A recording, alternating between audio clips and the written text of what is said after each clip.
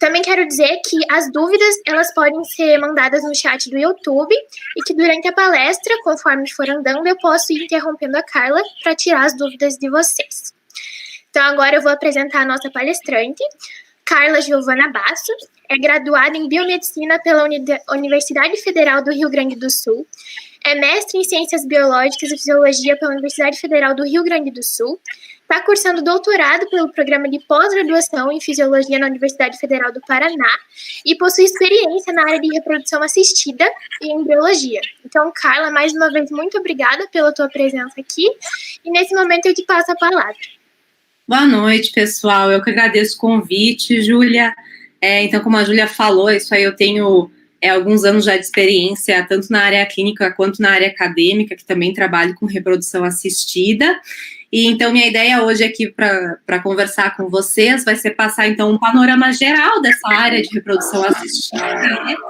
Tanto a questão de carreira profissional, quanto de como vai funcionar o dia a dia, e também falar um pouquinho aí do que essa nova geração de profissionais vai estar enfrentando aí de desafios, o que a gente precisa tentar inovar nessa área para seguir em frente e continuar Então, eu vou começar agora a compartilhar minha apresentação. Ver se a gente vai fazer tudo certinho.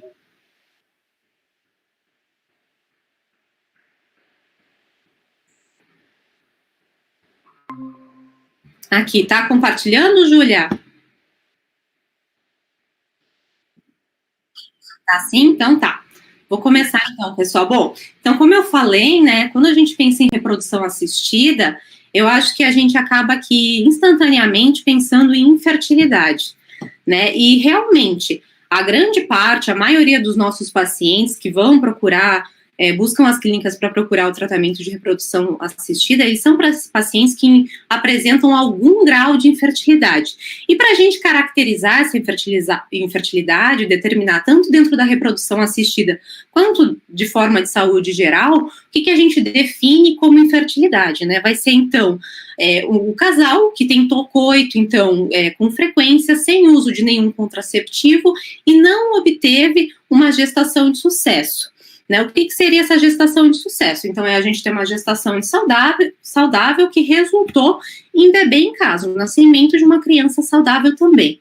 Então, nesse 1 ano, a gente tem que considerar o quê? A gente tem que considerar também os abortos da paciente, né? E aí, quando a gente está considerando aborto, se a gente estiver falando de 2, 3 abortos, a gente já considera aborto de repetição e nem precisa esperar fechar 1 ano de infertilidade, a gente já acende o alerta vermelho. Essa paciente que tem aborto de repetição, ela vai apresentar infertilidade, tá? Ou também aí são casos mais raros, ou quando a gente tem uma frequência de gestações anembrionadas, ou comumente chamadas de bolsa rota, né? Ou seja, aquela gestação que o que evoluiu foi somente o saco gestacional. A gente, né, o beta evolui bem, mas no momento da primeira ecografia a gente não tem embrião se desenvolvimento, a gente só tem o saco gestacional. Então, são esses pontos que devem levantar o alerta de infertilidade. 1 ano de coito sem contraceptivo, ou aborto de repetição, ou o caso, então, de repetição de gestação anembrionada, tá? E essa taxa de população infértil, ela é muito alta, gente. Estima-se que 15% da população mundial em idade reprodutiva apresente algum grau de infertilidade. E para colocar em taxas mais tangíveis, né, isso mais ou menos resulta em 1 a cada 6 casais que vão apresentar, então, dificuldade de gestar. Tá? E isso são dados, os últimos dados que foram levantados mundiais são da RU de 2015, ou seja, já passou muito tempo. Então, provavelmente, daqui a pouco está saindo uma nova avaliação. E esses dados, diversos estudos já têm mostrado que eles vêm aumentando progressivamente. Isso se dá tanto pelo aumento, então, de fatores ambientais que influenciam na fertilidade da população, como, né, exposição a disruptores endócrinos, então, que são tóxicos ambientais, que vão afetar, então, toda a cadeia hormonal e, consequentemente, quanto a fatores sociais, como principalmente, né, os casais postergando a gestação em função da entrada da mulher, aquela quebra social de que casou, daí vai ter o filho, daí vai ter o segundo, e daí vai esperar os netos, né? Então, hoje os casais procuram aproveitar um pouco mais, né, a vida, a carreira profissional antes de terem filhos, e com isso acabam postergando a gestação, e a gente sabe que, então, a idade é um grande fator influenciando a reprodução, e acaba, então, que esses casais começam a apresentar dificuldade de gestação.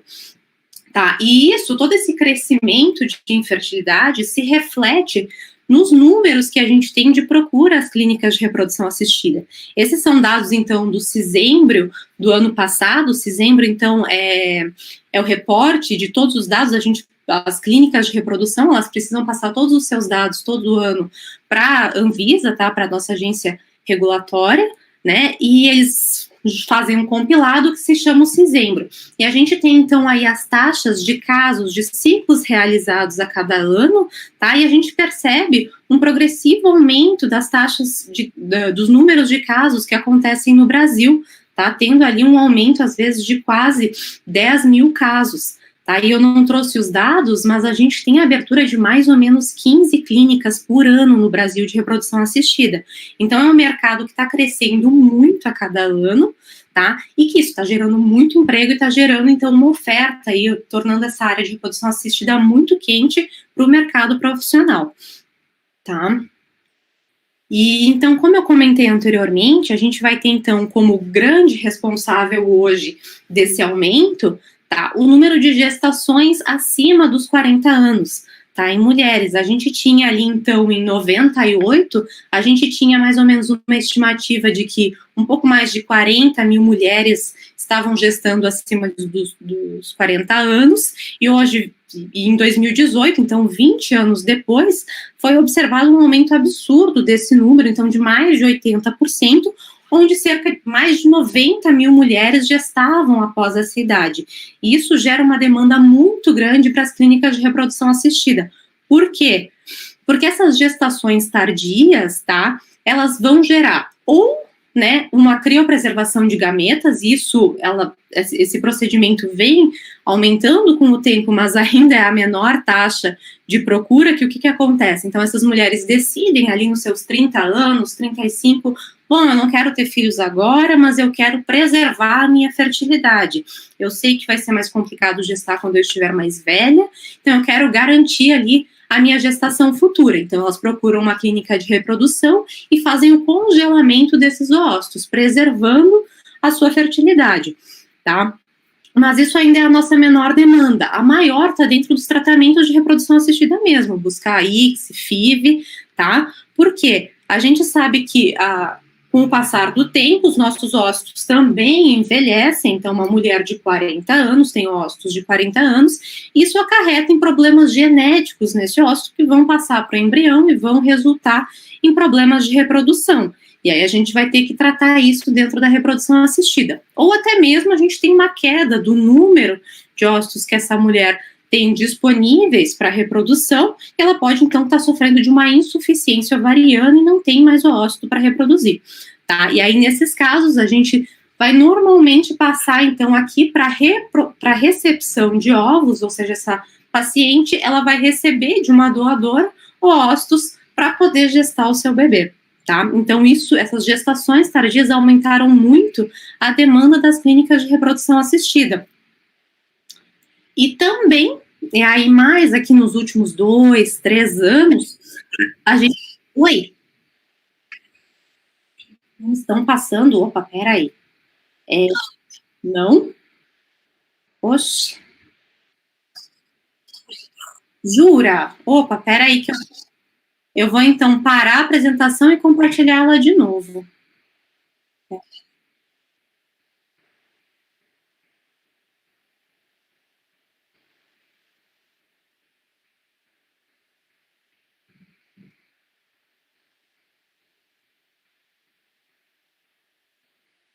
Aqui, vamos ver.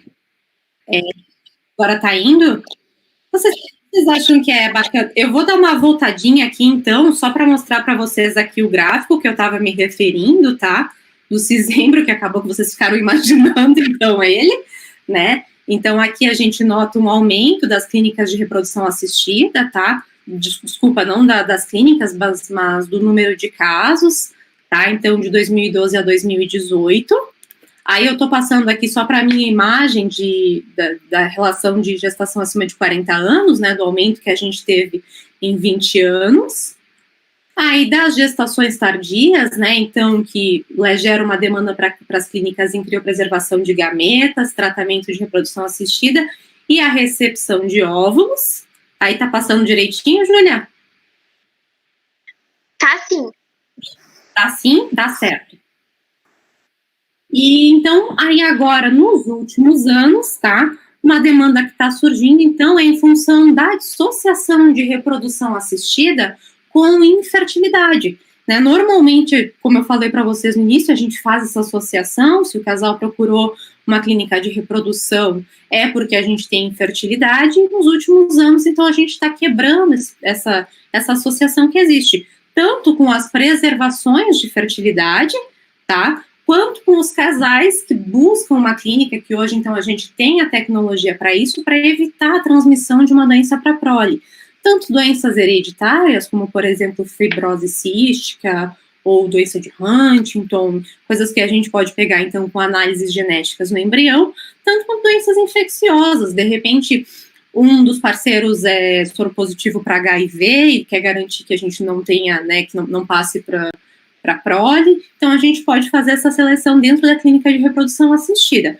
E também com os novos modelos familiares, né, então produção independente e casais homoafetivos, que também, então, são pessoas que não apresentam nenhum tipo de infertilidade, mas que vão procurar, então, uma clínica de reprodução assistida para produzirem sua família, né, então, provavelmente no futuro a nossa demanda também vai aumentar em função dessas novas populações que estão buscando as clínicas, que não são inférteis, mas que vão precisar, então, desse auxílio para a gestação. E aí, então, esse mercado está super quente, está crescendo, tem muita gente entrando, muita gente procurando, mas quais profissionais vão poder entrar nessa área? Então, por mais que seja um ciclo de palestras biomédicas, eu seja biomédico e biomédico esteja ali em destaque no meu slide, tá? Diversas profissões da saúde entram nessa área, é uma área super multidisciplinar, tá? E mesmo dentro do laboratório de fertilização in vitro, não é somente o biomédico que pode estar atuando. Hoje, sim, ele acaba sendo predominantemente, os embriologistas são biomédicos, mas pela Anvisa, pela nossa RDC, qualquer profissional da saúde que tenha especialização em reprodução assistida pode estar atuando como embriologista, tá? Então, a gente vai ver um pouquinho mais para frente que uma gama muito grande de pacientes pode atuar, de profissionais pode atuar nessa área. E aí, obviamente, tem os médicos, e a gente tem também os nutricionistas e os psicólogos, que nos últimos anos têm ganhado um destaque muito grande dentro da reprodução assistida, tá?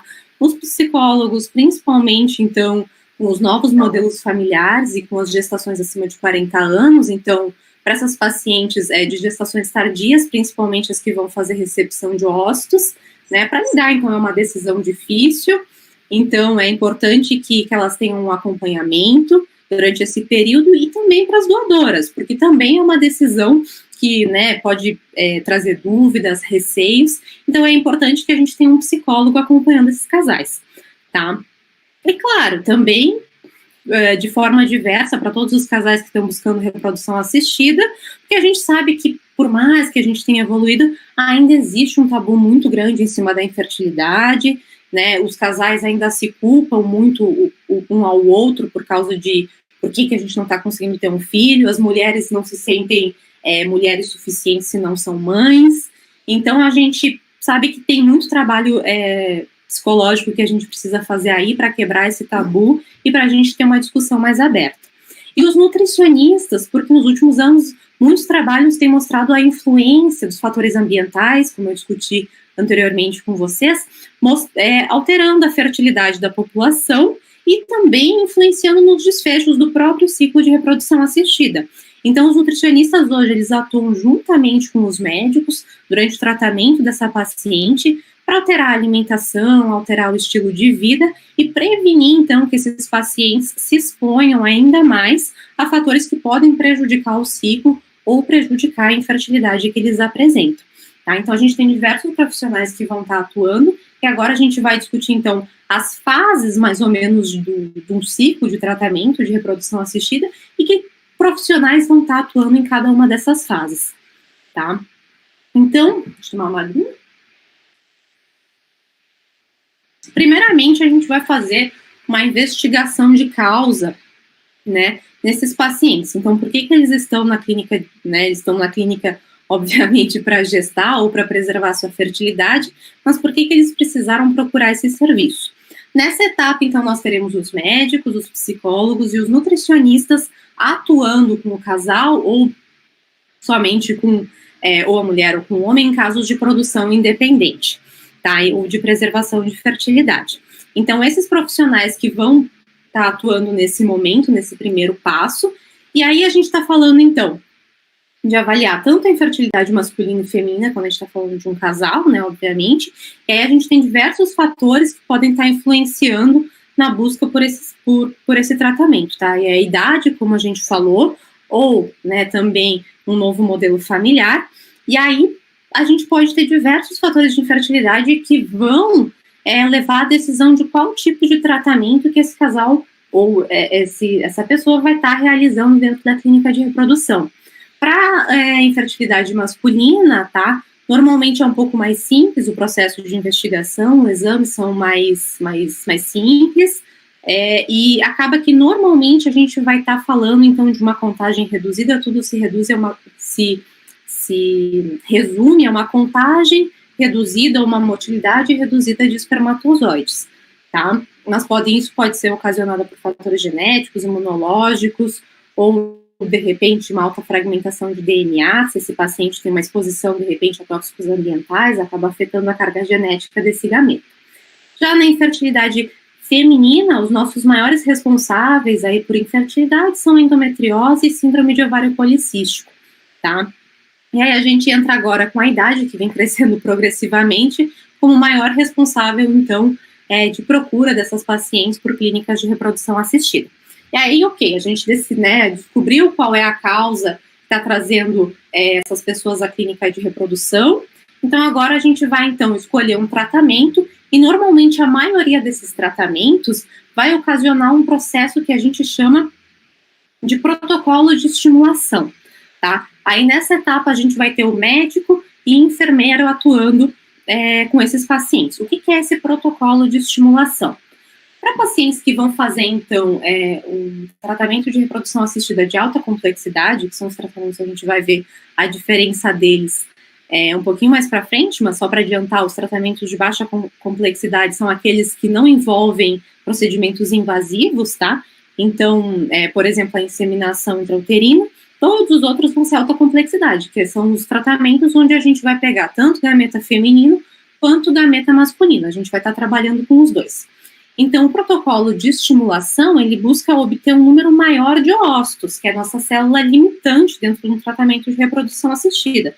Porque, como vocês devem lembrar lá da fisiologia, para quem já teve fisiologia endócrina, né, num ciclo menstrual, né, a gente vai ter lá o hipotálamo, né, produzindo GNRH, que vai atuar lá na hipófise, produzindo então FSH e LH, que vai atuar lá nas gônadas, né, fazendo, no caso dos ovários, a seleção, né, um folículo primordial que vai se desenvolver e levar, então, por final, a ovulação de um único ou, no máximo, de 2 oócitos, tá? Essa seleção do folículo primordial se dá pelo quê? Pela diminuição da oferta hormonal que esse ovário está recebendo. Então, a gente tem menos FSH disponível, então a gente vai ter só um oócito que vai captar todo esse FSH e se desenvolver, tá? Num ciclo de reprodução assistida, o que a gente faz?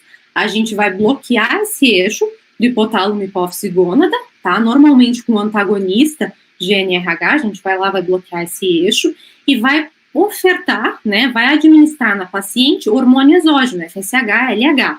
Quem vai determinar as doses, quais hormônios, como é que vai funcionar esse protocolo, é o médico. Quem vai normalmente administrar e acompanhar a paciente durante esse processo são os enfermeiros, tá? Então, a gente vai administrar todo esse hormônio exógeno, o que vai acontecer? Agora, todos os folículos que foram recrutados naquele ciclo podem se desenvolver, porque tem muito hormônio. E aí o que acontece? Todos eles se desenvolvem, todos eles, ou grande maioria. E aí a gente tem uma oferta muito maior, tá, de óvulos disponíveis, e a gente vai fazer a coleta de todos esses folículos na punção folicular. A punção folicular a gente vai ver mais para frente como é que funciona, tá? Mas é então a coleta de cada um desses folículos que se desenvolveu.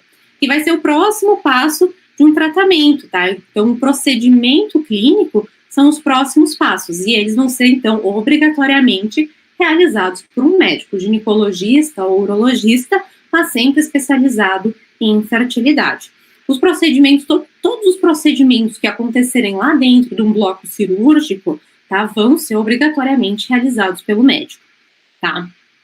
Mas, quando a gente capta esses gametas, aí a gente entra nos procedimentos laboratoriais, tá? Que então vai ser cuidar do óvulo, cuidar do espermatozoide e dos futuros embriões.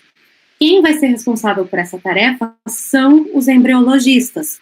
E aí, de embriologista, a gente pode ter muitas profissões. Podem ser biomédico, biólogo, médico veterinário, farmacêutico, médico, já vi fisioterapeuta, acho que isso que a gente já encontrou. Mas, realmente, pela nossa RDC, tá, é qualquer cargo, qualquer profissional de nível superior com treinamento em reprodução assistida é legalmente habilitado, né, que seja legalmente habilitado e tenha registro no seu respectivo conselho, pode ter a responsabilidade técnica de um BCTG, tá, de um banco de células e tecido germinativo.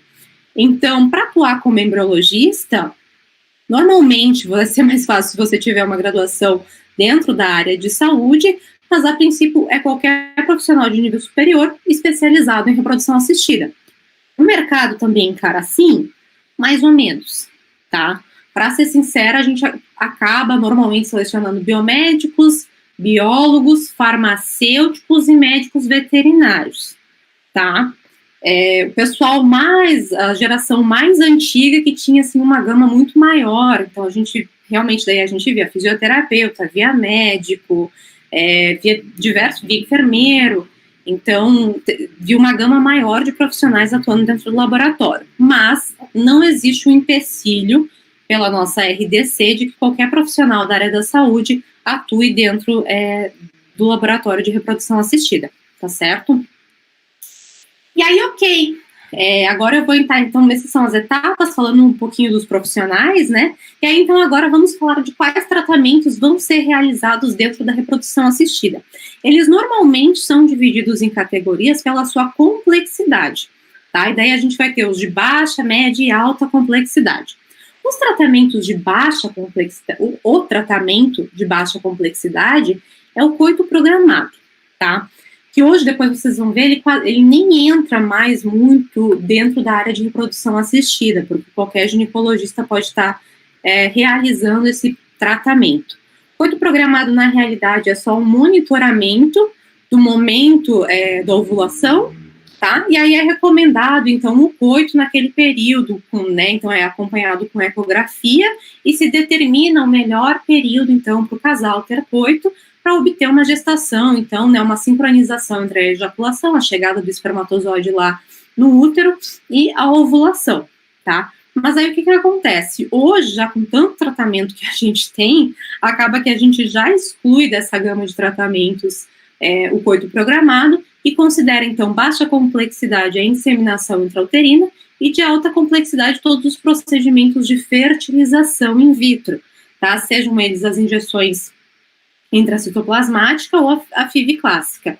E aí, dentro da injeção intracitoplasmática, a gente tem agora esses tratamentos mais modernos, tá? Que a gente vai passar por cada um deles, então, que é a INSE, né, a injeção de espermatozoides morfologicamente selecionados, a maturação in vitro, e o último tratamento aí que surgiu, que é o ROSE, que é a injeção de espermátides redondas. Eu vou explicar para vocês agora cada um deles, tá?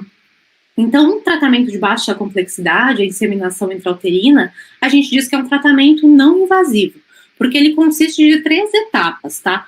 Vai ter a coleta seminal, tá, do paciente, a gente vai capacitar esse sêmen, ou seja, a gente vai melhorar ele, a gente vai fazer um processo de seleção e a gente vai fazer o procedimento de inseminação uterina. O que é essa inseminação uterina? Então, a gente vai ter paciente coletou a amostra, a gente vai capacitar essa amostra. A capacitação, então, ela se dá normalmente por um processo, por um procedimento, tá? Onde a gente vai centrifugar esse sêmen com um gradiente de um produto específico, tá? Funciona similarmente a um gradiente de glicose, onde nesse gradiente, então, a gente consegue prender, reter os espermatozoides mortos e os espermatozoides de baixa motilidade. E aí, com isso, a gente termina com uma amostra, tá? Onde a gente vai ter, então, os espermatozoides, somente os espermatozoides vivos e os espermatozoides com maior motilidade, que serão mais capazes, então, de chegar até o oócito, né, e fazer a fertilização. Então, a gente vai preparar esse sêmen, isso é a capacitação, e aí depois o médico, tá, ele vai pegar, então, com uma seringa acoplada em um catéter, ele vai passar no colo do útero e injetar esse preparado de espermatozoides, concentrado de espermatozoides, na cavidade uterina. Então, na realidade, a gente só pula um passo. Ao invés de a gente ter, né, aquela seleção feita pelo muco vaginal e os espermatozoides terem que nadar pelo canal ali do colo do útero, a gente já coloca eles lá dentro. Então, na realidade, é um procedimento bem simples. A taxa de sucesso dele é de cerca de 25%, tá? Só que o número de pacientes que pode utilizar essa técnica é bem restrito. A gente vai estar falando de pacientes, então, normalmente, onde a mulher apresenta, então, sua fertilidade completa, tá? A gente não está falando de nenhum tipo de infertilidade nessa paciente, e normalmente o que a gente tem é uma infertilidade masculina leve, ou seja, ele tem um pouquinho de baixa motilidade, ou, né, a concentração dele é um pouquinho abaixo do normal, mas uma infertilidade leve, a gente não consegue trabalhar a inseminação em infertilidades graves, tá certo? Então, ele é um procedimento realizado com uma frequência menor, exatamente porque ele atende um número baixo de pacientes. Então, nessas 3 etapas, o tratamento de baixa complexidade. E aí, passando por de alta complexidade, aí a gente aumenta muito o número de etapas que a gente vai estar realizando para chegar lá na gestação de sucesso, tá? Então, a gente vai ter a separação ali da coleta do gameta feminino do óvulo, da coleta do gameta masculino, todo o preparo do embrião e lá no final, então, um processo ou de transferência, ou de biópsia, ou de criopreservação. A gente vai passar por cada um deles agora. Primeiramente, o que acontece? Nesse caso, a coleta seminal, a captação do gameta masculino, ela já amplia nossas possibilidades. Enquanto que lá no tratamento de baixa complexidade, ele obrigatoriamente vai ocorrer por uma ejaculação, né? Na coleta seminal para tratamentos de FIV, tá? A gente consegue também trabalhar com coletas por aspiração ou extração de espermatozoides, sejam elas do epidídimo ou do testículo. Então, a gente vai ter o PESA e a MESA, tá? Que são, então, aspiração, então, de espermatozoide do epidídimo e do testículo, onde, então, é colocado com uma cânula, uma agulha, o médico vai aspirar literalmente esses espermatozoides ali da região, principalmente da cabeça, do epidídimo, ou da região do testículo. A aspiração de espermatozoides do testículo é raramente utilizada, tá? Eu acho que em pouquíssimos casos, porque ela não tem muito sucesso. Ou a gente pode fazer a extração. A gente vai, então, retirar um pedaço realmente do tecido, daí normalmente é realizado no testículo, a gente vai macerar todo esse tecido em laboratório, passar por processos de centrifugação e captar espermatozoides desse material.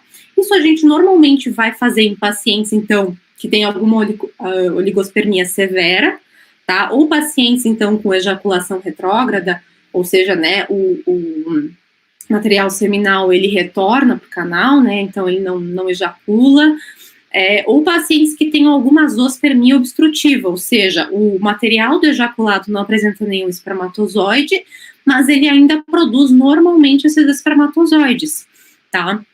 Então, a gente consegue fazer esses 2 processos quando a gente entra nos procedimentos de alta complexidade.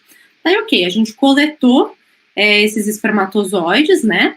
Aí a gente vai passar, então, para os outros estágios do tratamento.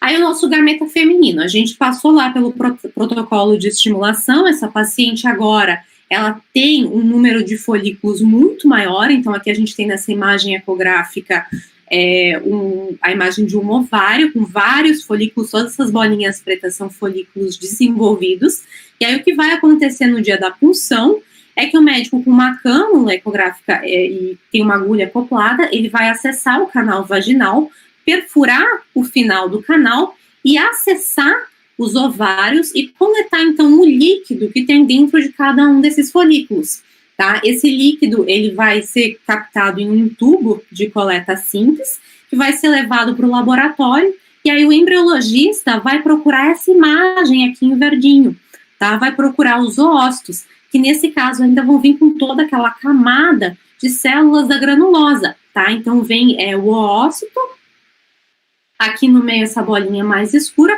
e toda essa região mais clara, então, são células da granulosa, o cúmulo zoócito, né?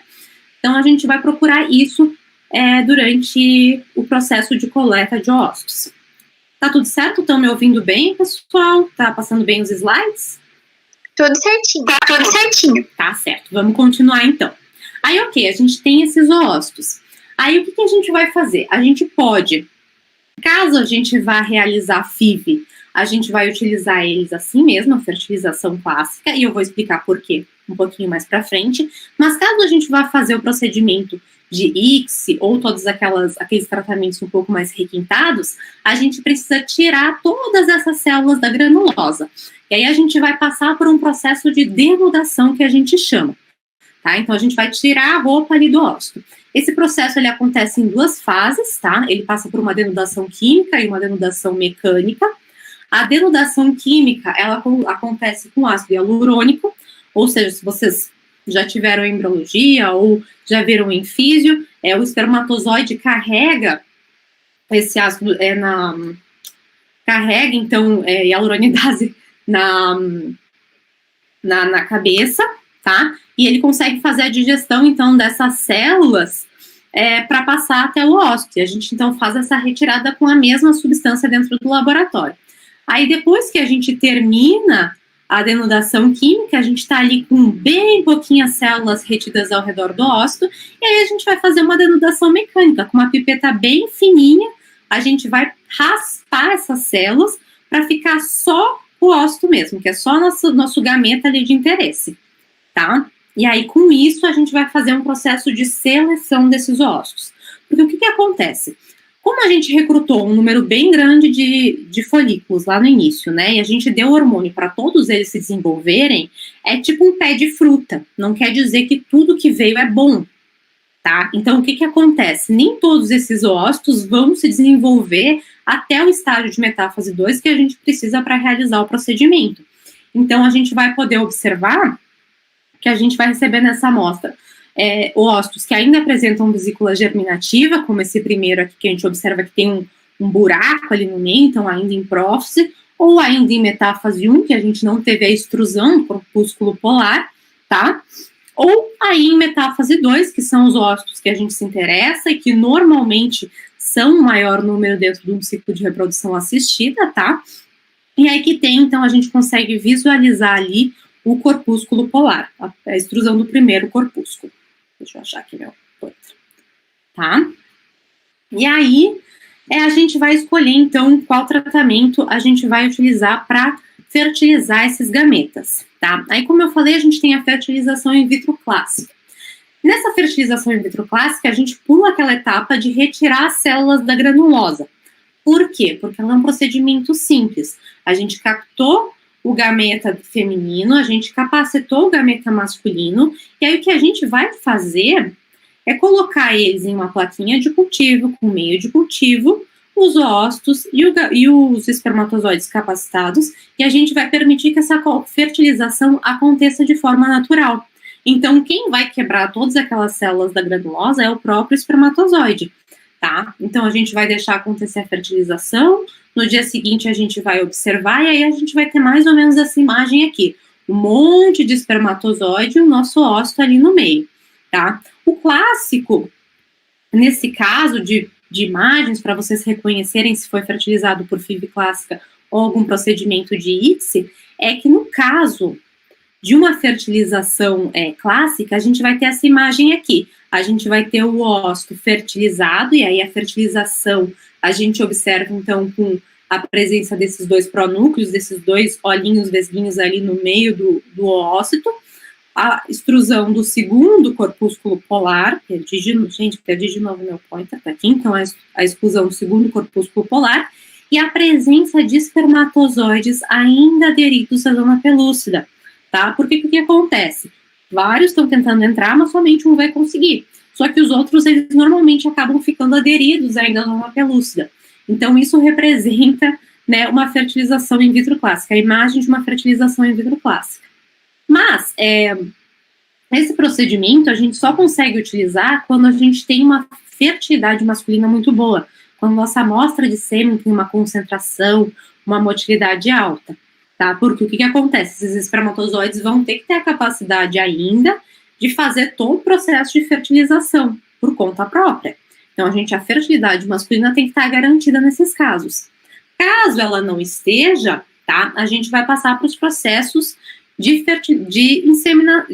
injeção intracitoplasmática, tá? O que é? A gente vai, então, denudar o ócito, tirar todas as células da granulosa que eu mostrei antes, selecionar somente os que estão em metáfase 2, e aí a gente vai, então, no micromanipulador, que é esse microscópio aqui que está à esquerda, e a gente tem, então, 2 joysticks que tem, então, 2 agulhas, tá? Que são a Holden e a ICSI, onde a gente vai, com uma, segurar o ócito, e com a outra a gente vai selecionar um único espermatozoide, imobilizar ele e injetar diretamente no ócito. Ou seja, a gente garante a fertilização.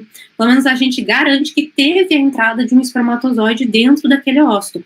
Com essa técnica, a gente consegue, então, trabalhar com pacientes que têm uma baixa concentração de espermatozoides ou uma baixa motilidade, tá? Porque a gente consegue selecionar de um em um. E a gente também aumenta um pouquinho a taxa de fertilização, porque a gente garante que entrou realmente, que teve a entrada do espermatozoide dentro do ócito. Tá? Ok, Carla, mas então agora a gente só usa a ICSI. O que acontece? Ela só aumenta a taxa de fertilização. Tá? O desenvolvimento embrionário, as taxas de gestação, qualidade de embrião entre FIV e ICSI são iguais. Tá? Porque o que acontece? Na FIV, é realmente o espermatozoide mais capaz que vai fertilizar aquele ócito.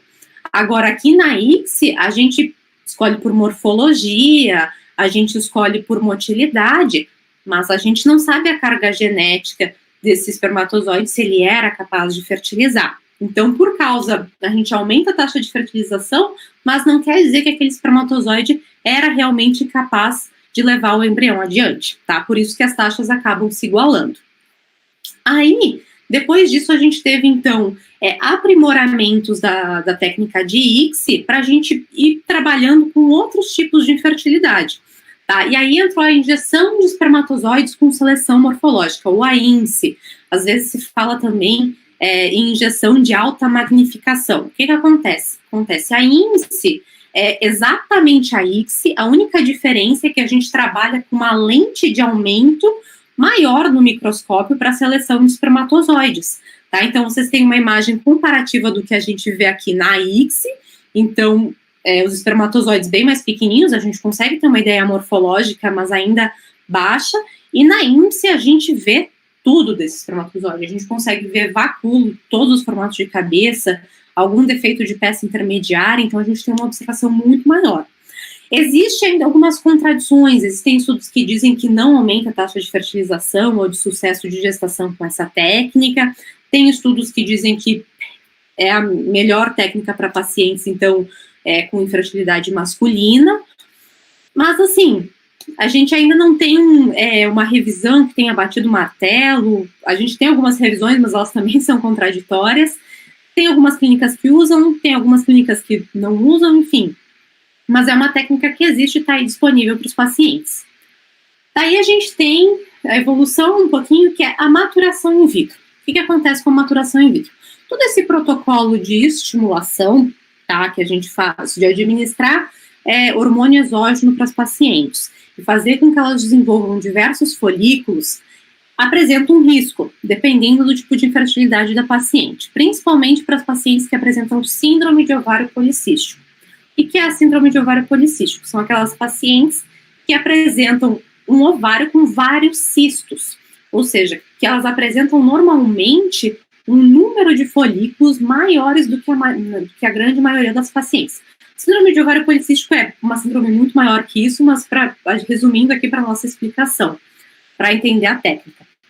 E aí, o que acontece? Essas pacientes, normalmente, com a administração de gonadotrofina, de hormônio, elas podem desenvolver o que a gente chama de síndrome de hiperestímulo, ou seja, elas acabam estimulando muito, elas vão ter muitos folículos com muito líquido folicular, esse líquido pode vazar para a cavidade abdominal, e com isso a gente tem a síndrome de hiperestímulo, que é, então, uma infecção causada pelo vazamento desse líquido folicular. É uma síndrome bastante complicada e a gente tenta ao máximo evitar ela.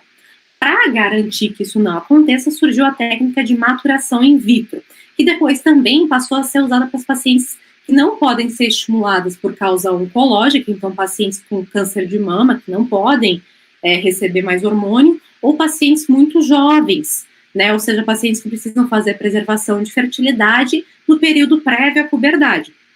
O que a gente faz? A gente pega os ócitos ainda na etapa antral, ou seja, quando eles ainda são folículos, ócitos antrais, eles são super jovens, ócitos primários, tá? Então, eles não são capazes de passarem por fertilização, eles vão ser ócitos bem pequenininhos. Então, vocês podem ver aqui na ecografia uma comparação. Aqui embaixo, a gente tem folículos de tamanho normal, que normalmente uma paciente estaria desenvolvendo para um procedimento de reprodução assistida. Na IVM, a gente vai pegar os folículos quando eles estão na fase antral, bem pequenininhos. A gente vai coletar tudo isso, é um processo, a coleta é um pouco bem diferente, a gente vai selecionar esses ócitos com uma peneira, é difícil a visualização ao olho nu para fazer a seleção, e aí a gente vai fazer o quê? A gente vai colocar esse ócito enriquecido, fatores de crescimento, e maturar, levar eles à metáfase 2 em laboratório. Tá? E aí, com isso, a gente pode ou seguir para o desenvolvimento de embriões ou fazer a preservação de fertilidade dessa paciente. Tá? É uma técnica que hoje ela já saiu da parte experimental, ela é uma técnica usada com frequência. No Brasil, a gente não usa muito essa técnica, por mesmo, mas Europa usa muito, a Austrália usa para baixar o custo do tratamento das pacientes, porque o que a gente vai fazer é pegar a espermátide redonda, ou seja, a gente vai pegar células germinativas mais jovens, anteriores ao espermatozoide, tá? A gente vai fazer um processo de ativação do ócito previamente à injeção. Essa ativação pode ser química ou pode ser elétrica, tá? Para a gente, né, que a gente vai estar injetando uma célula que não tem a capacidade de fazer a ativação desse ócito, então a gente ativa ele também dentro do laboratório e a gente injeta essa espermátide, que contém o material genético do paciente, tá? E com isso a gente consegue desenvolver um embrião, faz a transferência, e hoje já tem aí quase 70 bebês nascidos com essa técnica, tá? Mas ainda assim, muita gente considera ela experimental, exatamente pelo baixo número de bebês nascidos. Mas já está disponível, tem clínicas nos Estados Unidos, tem clínica no Brasil, tá? Realizando a técnica, então é mais uma opção para esses pacientes. Aí, ok, fiz o procedimento, tem os embriões, agora a gente vai acompanhar eles. E aí o acompanhamento, independente da técnica que a gente utilizou, é o mesmo. A gente normalmente vai acompanhar esses embriões no estágio de clivagem, que é o 3º dia, e no estágio de transformação a blastocisto. Mas esse é a trajetória normal do embrião, tá? No primeiro dia a gente vai olhar a fertilização, ali com os pronúcleos, o segundo corpúsculo polar. Ele vai dividir para 4 células no 2º dia, dividir para, normalmente, 6 a 8 no 3º. No 4º dia, a gente tem o estágio de mórula, né, o imprint, então, do processo de imprint genômico, a utilização do material então, genético paterno, e aí o desenvolvimento em D5, D6 até D7 para o estágio de blastocisto, então, onde a gente tem já um número celular muito grande, a gente tem a divisão, então, entre o trofectoderma e a massa celular interna, então, que são as porções que vão dar origem para o embrião e para os anexos embrionários, como, por exemplo, a placenta, né? Então, Então, a gente normalmente vai trabalhar com os embriões nesse estágio de blastocisto, tá certo? E aí, o que a gente pode fazer com esse embrião?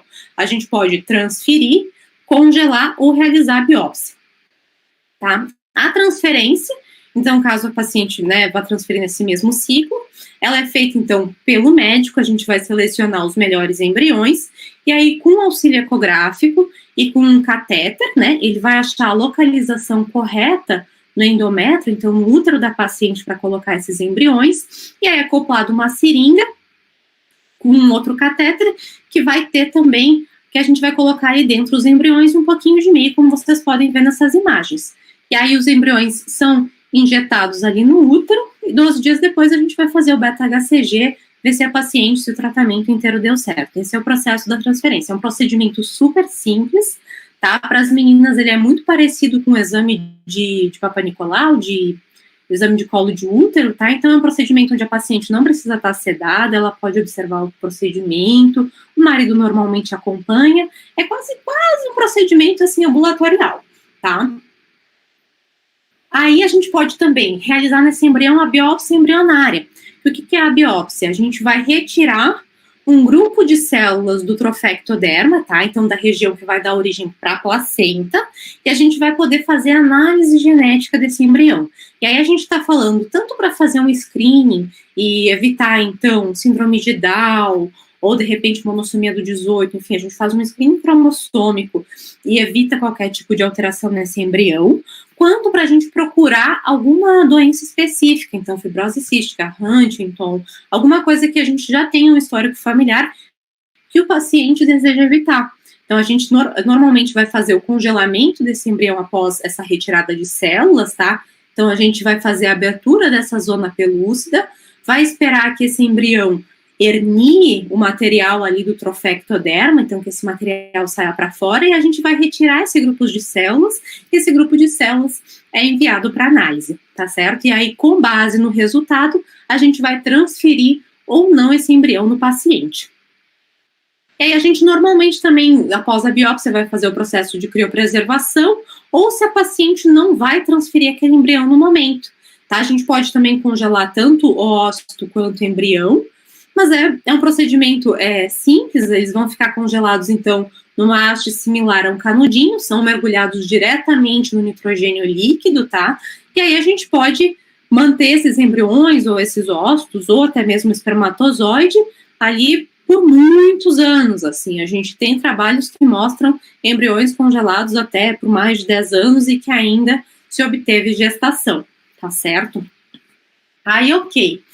Carla, nossa, que área legal, gostei, acho que eu quero seguir. Qual que normalmente é o caminho que um profissional vai seguir nessa área?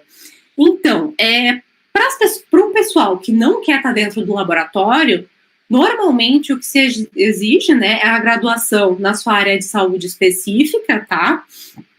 E uma especialização em reprodução assistida. Então, nutricionistas, psicólogos, médicos, enfim. Normalmente é um processo um pouquinho não mais simples, mas normalmente se exige a especialização, um estágio e tudo certo.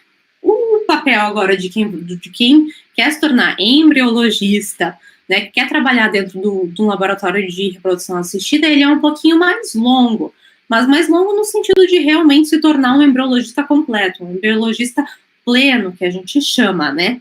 Então, normalmente vai ter a graduação numa área de saúde, tá? Aí a gente vai ter uma especialização em reprodução assistida, daí aqui entra o ponto de por que os biomédicos também ganharam uma vantagem, né? A gente consegue ali somente, às vezes, com o estágio, com a nossa habilitação em reprodução assistida, já é aceito como a nossa especialização em RA.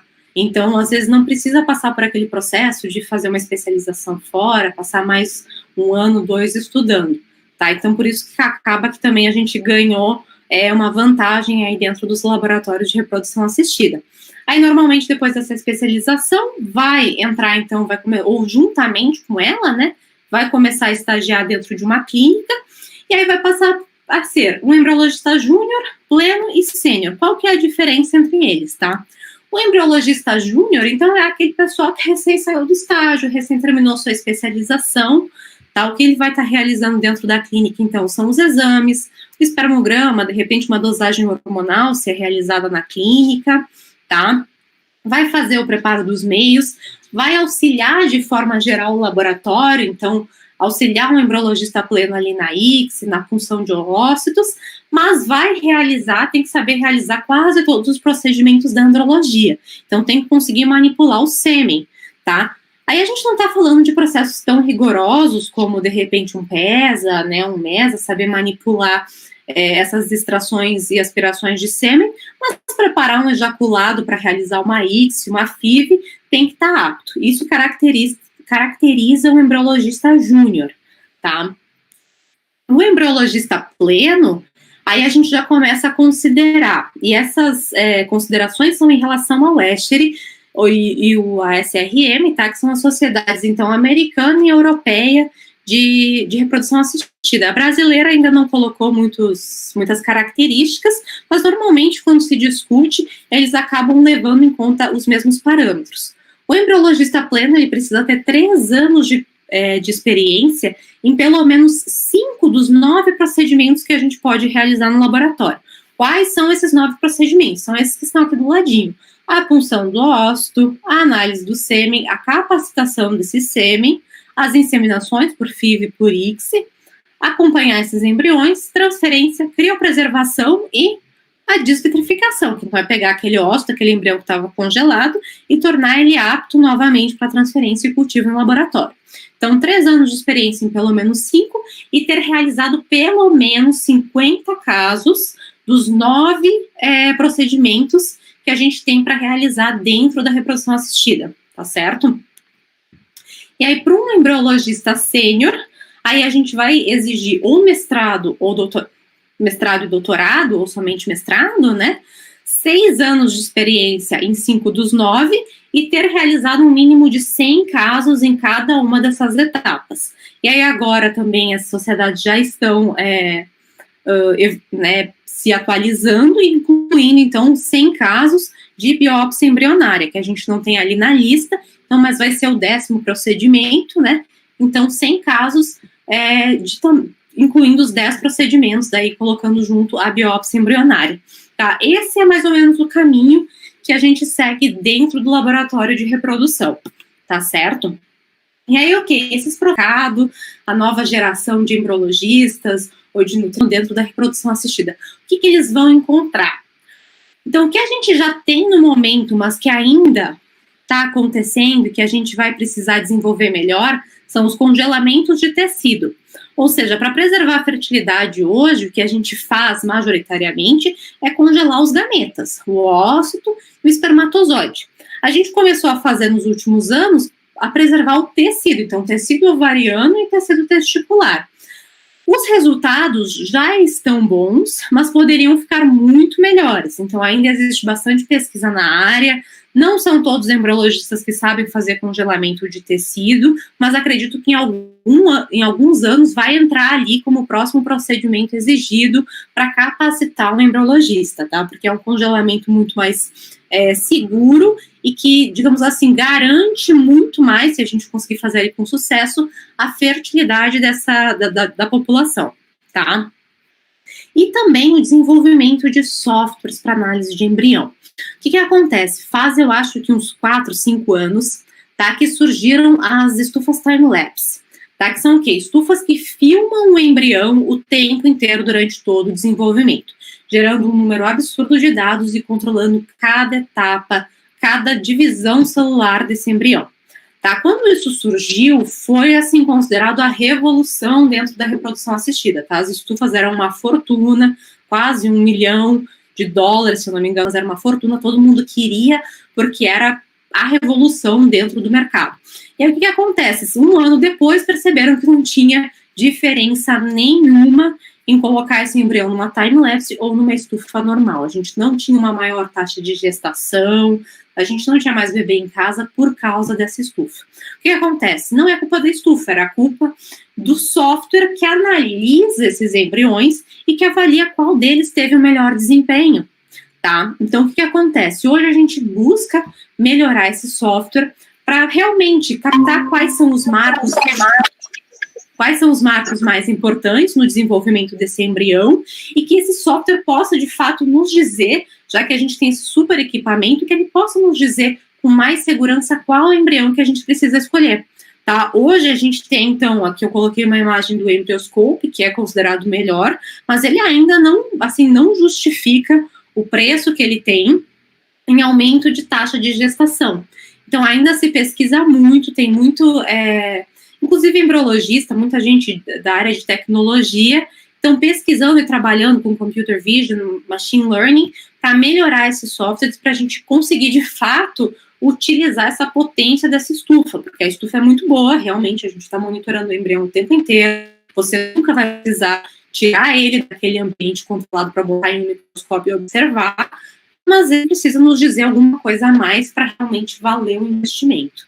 Então, já tem esses softwares, essas estufas, mas a gente precisa melhorar muito. Então, quem entrar nessa área também vai ter que começar a lidar e entender um pouco mais dessa parte de tecnologia, tá certo? E aí, qual que é realmente o passo que ainda está na parte acadêmica, ainda é experimental, e que provavelmente é toda a promessa do futuro e é o que a gente quer para realmente evoluir dentro da reprodução assistida? É o rejuvenescimento de óvulos, tá? O nosso maior problema, como a gente discutiu, é a idade das pacientes. Hoje, as gestações, né, cada vez mais, o número de gestação tardia aumentada, a gente tem o nosso maior problema é a idade dessas pacientes, e a gente precisa o quê? Trazer esses óvulos de volta àquela idade de 30 anos, tá? Então, o que está acontecendo de pesquisa hoje nessa área de rejuvenescimento, as duas grandes promessas, digamos assim, é a microinjeção de mitocôndrias humanas, tá?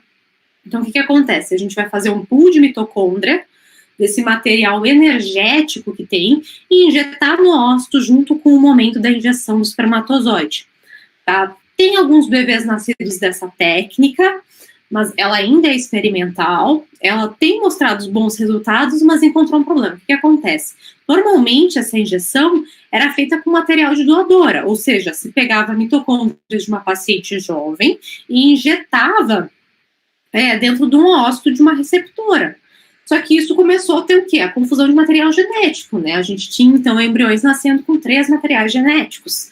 E isso foi, então, cancelado, a gente não tem mais nem pesquisa nessa área. O que hoje a gente tenta fazer, então, é pegar mitocôndrias da própria receptora, mas aí, da própria paciente, tá? Mas mitocôndrias de células ocitárias jovens, tá? Então, óvulos primordiais. E aí a gente faz, então, a seleção desse material e injeta, então, em um óvulo de metáfase 2. Ainda é experimental, assim, os resultados ainda não são tão promissores, mas é a técnica que está, então, aí encabeçando, por enquanto, o rejuvenescimento de óvulos. E a nossa segunda, né, alternativa seria a utilização de células-tronco, tá? E aí também para a parte masculina, né, tentar, então, desenvolver espermatozoides. Só que daí existe muita contradição, até inclusive na palestra que aconteceu semana passada, o Congresso Europeu de Reprodução Assistida, tá? E que é um dos maiores congressos de reprodução assistida mundial, e um super estudioso da área de células-tronco falou durante sua palestra que acredita que seja um mito essa ideia de que a gente vai conseguir utilizar células-tronco dentro da reprodução assistida, principalmente pensando em rejuvenescimento de óvulos, tá? Que a gente está muito atrás nas pesquisas com esse tipo de célula, que a legislação da maioria dos países impede muito que a gente desenvolva trabalhos nessa área. Então, ele acha que para a reprodução assistida ainda é um mito e não uma realidade, tá? Mas quem sabe, né? A gente sabe que as coisas mudam aí muito rápido e talvez no futuro realmente seja o maior potencial que a gente tem aí de rejuvenescimento sejam as células-tronco. E aí outro ponto que vai entrar muito em voga no futuro, gente, já é agora, mas a gente vai continuar discutindo, é ética e legislação dentro da reprodução assistida. Então, a gente tem vários embriologistas aí que estão buscando uma segunda faculdade aí em Direito para tentar discutir melhor isso, ou indo para Filosofia, porque o que acontece? Nossa legislação, principalmente a brasileira, ainda é muito fraca em relação ao que a gente pode e ao que a gente não pode fazer. Tá? Tem coisas que a gente acaba seguindo, Conselho Federal de Medicina, ou Conselho de Biomedicina, enfim, porque a gente não tem realmente uma posição clara do que a gente pode fazer. E cada vez mais com as técnicas que estão surgindo, mais problemas estão acontecendo, como, por exemplo, quais são os nossos riscos e benefícios de a gente estar investigando carreadores de doença genética? Qual que é o nosso limite? Né? Hoje a gente pode fazer edição genética, a gente tem estudos com CRISPR em embrião humano, então, será que a gente vai chegar naquela coisa de ficção científica, né, do Gattaca, onde a gente vai começar a selecionar esses embriões ao máximo, e a gente vai estar buscando uma eugenia, o que nos controla nisso, né? Então, eu lembro que quando surgiu as primeiras análises genéticas, se entrou muito na questão de, por exemplo, por que a gente vai descartar um embrião com síndrome de Down, né? Pessoas com síndrome de Down conseguem ter, muitas vezes, dependendo do grau de mosaicismo da doença, conseguem ter uma vida muito confortável, viver bem, são felizes. Enfim, por que a gente vai estar descartando o embrião? Né? Ou até os embriões com mosaicismo. Se o mosaicismo é baixo, a gente transfere ou não? Né? Qual é a chance? A gente está descartando um embrião bom? Né? Então, a gente tem, dentro dessa área genética, a discussão ainda é muito forte, e como nossas técnicas de análise estão evoluindo, nossas técnicas de edição genética estão evoluindo, isso vai ser uma discussão muito grande no futuro, do que a gente pode, o que a gente deve fazer dentro dessa área. E também, daí mais dentro do Brasil, a nossa questão de doadoras, receptoras, útero de substituição, tal, a famosa barriga de aluguel, nossa legislação ainda muito atrasada em relação ao resto do mundo, né? Aqui a gente, então, na maioria dos países você pode pagar a doadora, você tem um comércio, né, de ócitos e espermatozoides. Aqui no Brasil a gente só tem espermatozoides, mas a nossa doação de ócitos é super complicada. A questão de útero de substituição também é muito atrasada em relação ao resto do mundo. Então, são discussões que a gente ainda tem que brigar, e também, claro, ver até que ponto a gente pode e deve ir, né, mas que vão estar muito em voga no futuro, principalmente com a evolução das técnicas, né. Tem muita gente que questiona as técnicas de IVM, de Rose, se pacientes com infertilidades tão graves deveriam, de fato, estar buscando tratamento e tendo reprodução com seu material genético. Então, é muito questionamento dessa área.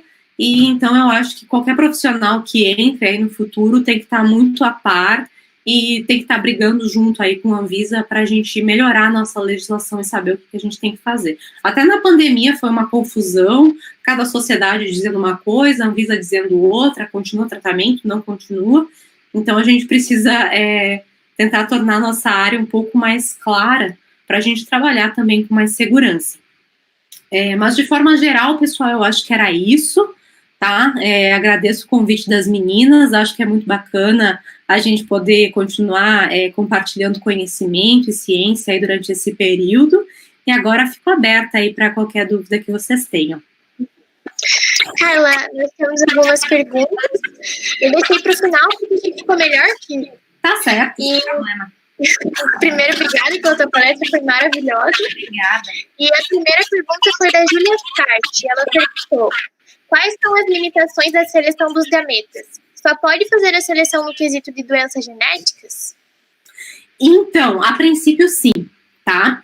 No Brasil, a gente não pode... Porque o que a seleção genética nos daria? A análise genética que a gente pode fazer hoje nos responde doenças cromossômicas, né? Ou doenças aí mais específicas, e o sexo. É o que a gente obtém com esses testes por enquanto. Só que no Brasil, selecionar a transferência do embrião pelo sexo, ou realizar o exame apenas para saber o sexo do embrião. Então, sim, acaba que a única seleção que a gente pode fazer é para doenças genéticas. Em outros países, a gente pode selecionar por sexo. Desculpa te interromper, Júlia, mas em outros países a gente pode fazer essa seleção, e aí tem muitos pacientes que acabam fazendo o teste realmente para escolher só o sexo do embrião.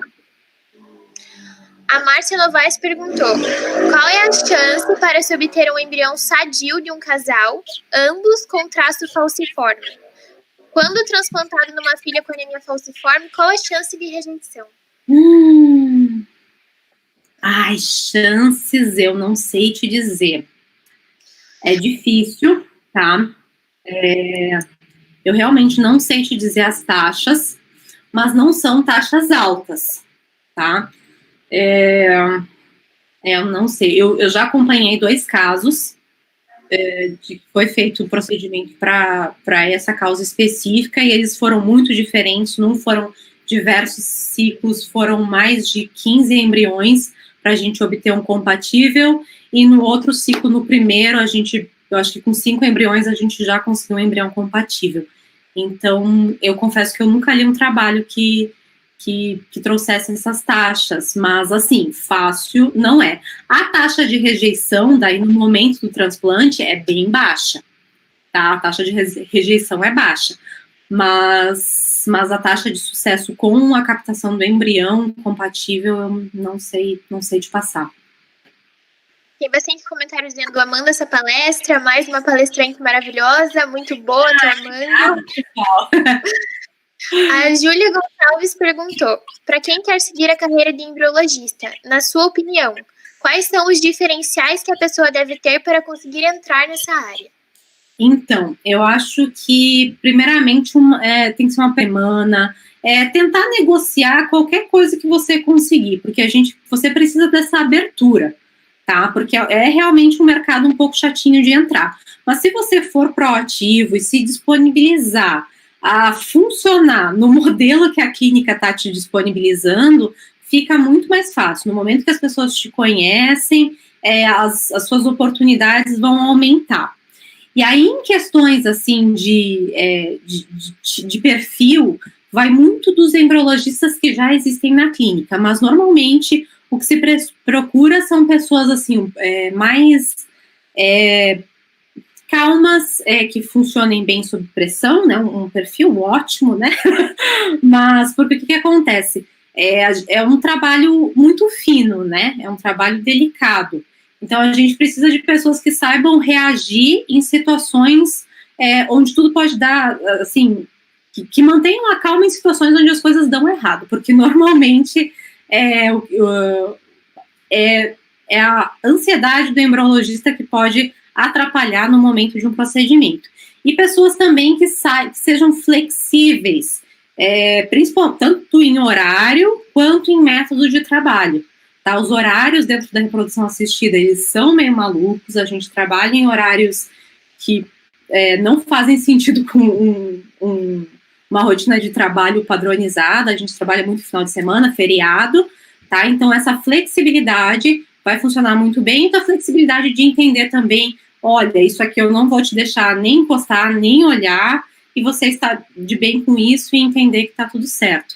E aí, em questões de fora, assim, do perfil de laboratório, realmente uma especialização vai fazer toda a diferença. Por mais que você tenha feito um estágio no laboratório, numa especialização você vai ter um contato e vai aprender todos esses cuidados de laboratório, e isso acaba dando uma confiança em colocar você dentro do laboratório. Eu acho que isso são os caminhos mais seguros aí para se seguir. A Bruna Valéria perguntou: qual seria a média salarial de um embriologista? Então, varia bastante, tá? O embriologista júnior é um pouco padronizado, tá? Vai girar em torno de uns R$1.500 a R$2.000, tá? R$2.000 em uma clínica que vai te pagar muito, assim. Normalmente vai ficar ali entre os mais próximos dos 1.500. E aí, o salário vai evoluindo, obviamente, conforme o seu tempo de casa, né? Quais procedimentos você pode fazer. E daí a gente vai estar falando de uma faixa de 5.000 até 12.000, porque o que acontece? Já vi salários, inclusive, maiores. Tem clínicas que pagam por procedimento, o embriologista, e tem clínicas que pagam salário fechado. Então, e também tem a região, né? Se a gente estiver falando, por exemplo, de São Paulo, onde tu tem um número muito grande de clínicas, o embriologista vai fazer a diferença dentro do teu laboratório, então um embriologista de boa qualidade, eles vão pagar um salário maior. Mas é muito variado, tá? Mas normalmente acaba ficando nessa faixa bem grande salário. O Igor Salvioni perguntou: para os pacientes, qual seria pontos negativos e positivos na reprodução assistida? Algo negativo poderia ser se esse casal faria várias vezes esse procedimento, podendo ser prejudicial ou não? Desculpa, Júlia, para os pacientes, qual a vantagem? Falhou um pouquinho a ligação. Isso, para os pacientes, quais seriam os pontos positivos e negativos? Então, positivo para muitos é a única chance de realmente construir sua família, tá? Mas, assim, não é um tratamento fácil. Tá? Eu acho que a gente tem um resultado positivo muito bom, que a gente vai conseguir o bebê, mas, de forma geral, tem muitos pontos negativos. É um tratamento desgastante financeiramente, psicologicamente, para paciente, para a mulher. Todo esse tratamento hormonal é bem complicado, ela fica bem desequilibrada emocionalmente durante esse período. Pensa uma mulher de TPM, aumentem ela 100 vezes, isso é uma paciente de reprodução assistida, tá? Então é complicado, elas ficam bastante bem voláteis, é um tratamento desgastante. Então, assim, a vantagem é que para muitos é realmente a única oportunidade de construir a família. E é tipo assim, não consigo imaginar uma vantagem maior, mas ela tem muitos pontos negativos, tá? Em relação daí à adoção, que seria a outra alternativa, ela normalmente é mais rápida, tá? A gente tem muito tratamento, muitos pacientes em tratamento que também estão em filas de adoção e eles normalmente conseguem uma gestação e reprodução assistida antes de serem aprovados para uma adoção. Então, assim, né, fazendo o contraponto entre as duas formas de você construir sua família, a reprodução assistida é mais rápida. O Igor novamente perguntou: mesmo com o congelamento, ao passar dos anos, vocês descartam normalmente ou tem alguma forma correta de descarte? Então, para ócito, para gameta, tá? A gente pode descartar a qualquer momento, assim que o paciente autorizar, tá? Aí a forma correta é descartar, tá? É colocado no lixo, tá? Bem simples, é realmente um descarte de material biológico.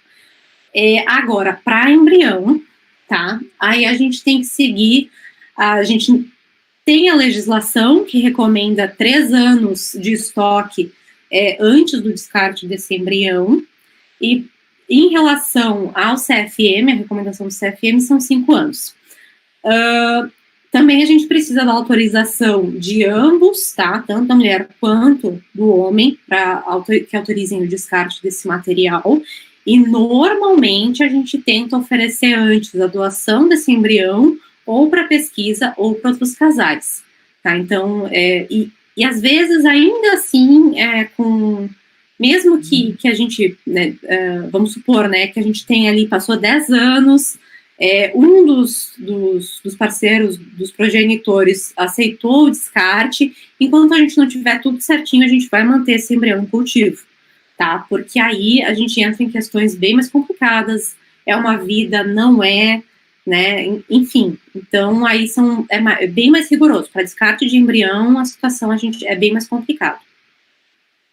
Mas de 3 a 5 anos, pelo menos, a gente tem que aguardar. Alguns comentários: palestra incrível, didática e explicação da Carla são excepcionais. A Luana Felski perguntou: existe alguma diferença na execução dos procedimentos na reprodução assistida do biomédico para o farmacêutico? Não, nada. No momento que você entrou dentro de um laboratório de reprodução assistida, os procedimentos que cada um pode realizar são exatamente os mesmos. Seja biomédico, seja farmacêutico, seja médico veterinário, independente, vai realizar todos os procedimentos. Mais a meia palestra, adorei a palestra, incrível. A última pergunta agora é da Bruna Daniela.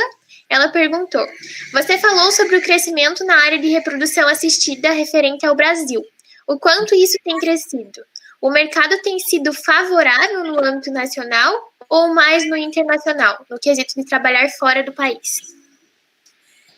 Então, no internacional ele é mais favorável, tá? Realmente. O Brasil, ele ainda tem algumas, como eu falei, muito da legislação dele ainda é um pouco atrasada em função de doadoras, o que interrompe nosso crescimento, porque realmente a maior procura acaba sendo de pacientes acima de 40 anos. Elas vão precisar de o quê? Normalmente de ósseo de doadora.